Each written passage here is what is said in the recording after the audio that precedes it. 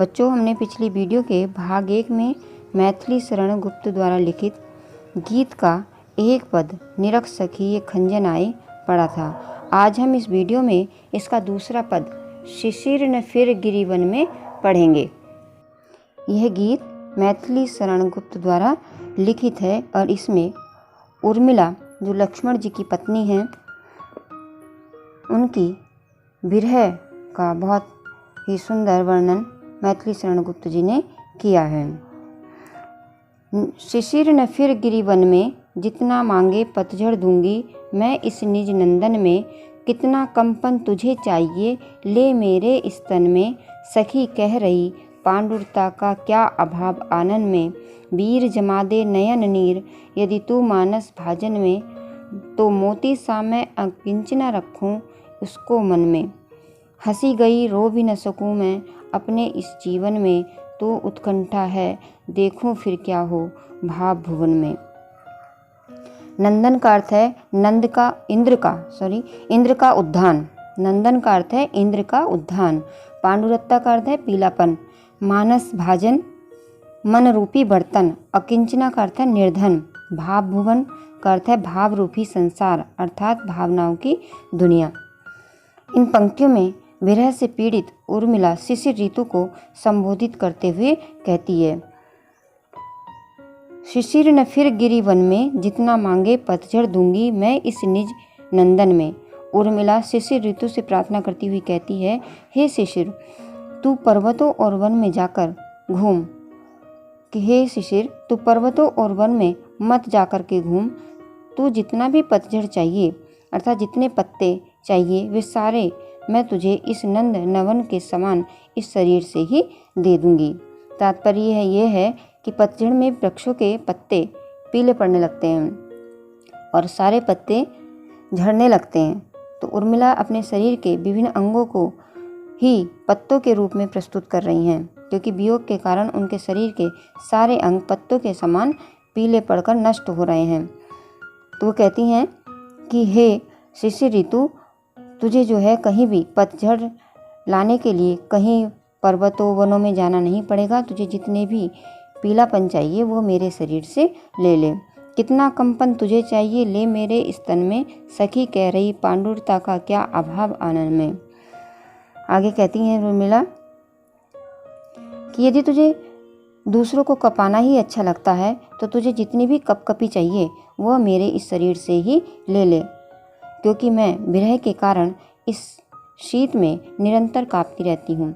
शिशिर ऋतु जाड़े की ऋतु होती है और जाड़े की ऋतु में उर्मिला किस तरह से अपनी विरह पीड़ा का इसमें मार्मिक वर्णन कर रही है, ये मैथिली शरण गुप्त जी ने बहुत ही अच्छी तरह से इसका वर्णन किया है।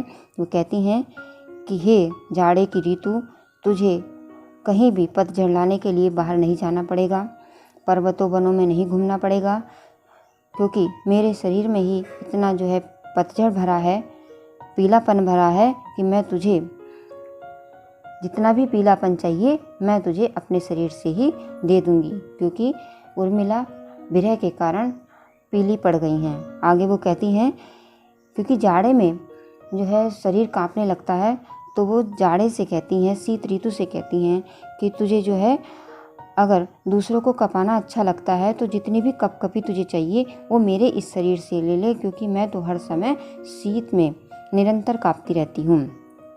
वीर जमा दे नयन नीर यदि तू मानस भाजन में। तो मोती सा मैं अकंचना रखूं उसको मन में। आगे कहती हैं कि हे शिशिर ऋतु, यदि तुझे पीलापन अधिक पसंद है तो तू उसे मेरे मुख से ले ले, क्योंकि मेरी सखी कह रही हैं कि मेरे मुख पर पीलेपन की कोई कमी नहीं है। विरह के कारण मेरा मुख पूरी तरह से पीला पड़ गया है।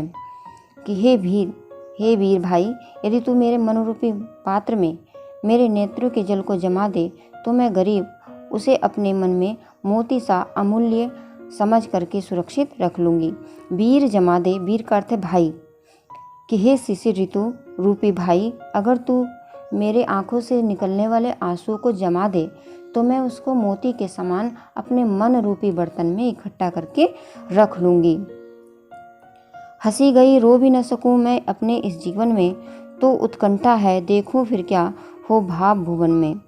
आगे उर्मिला कहती हैं, मेरी हंसी तो चली ही गई, क्या मैं अपने इस जीवन में रो भी न सकूं, अर्थात ये मेरा रोना और हंसना दोनों ही बंद हो जाएंगे तो फिर मैं जीवित कैसे रह सकूंगी। ऐसी स्थिति में ये जानने के लिए आतुर हूँ कि हंसना और रोना दोनों ही छिन जाने के बाद मेरे इस भाव रूपी संसार में क्या हलचल शेष रह जाएगी, क्योंकि मेरे हृदय में कौन से भाव उत्पन्न हो पाएंगे।